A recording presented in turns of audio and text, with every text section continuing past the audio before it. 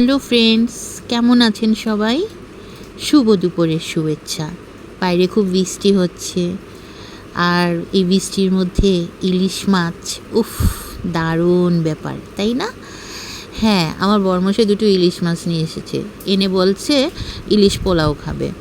তো তার এই মাঝে মাঝে উদ্ভট যন্ত্রণাগুলো আমাকে মানে কষ্ট দেয় ঠিকই, কিন্তু আবার ভালোও লাগে। কারণ এই রান্না মানে আমার হাতে রান্না খাওয়াটা তার খুব পছন্দের একটা কাজ। বাইরে যতই খাক তারপরেও আমার হাতে রান্না স্পেশাল কিছু সে খাবেই।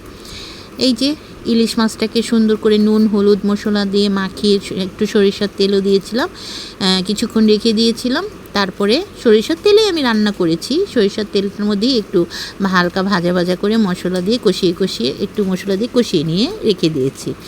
তারপর পোলাও চালের মশলা যা যা লাগে, আমি কিন্তু তেমন মানে আহামরি কোনো মশলা ইউজ করি নাই, কারণ খুব সাধারণভাবেই ইলিশ পোলাওটা রান্না করেছি।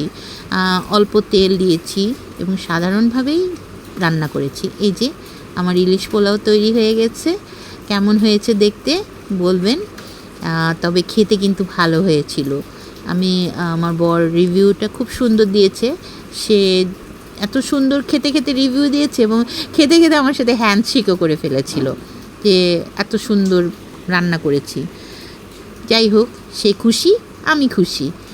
তবে আমার ছেলেটাকে খুব মিস করছিলাম, ওকে খাওয়াতে পারলাম না। ভালো থাকবেন সবাই, সুস্থ থাকবেন।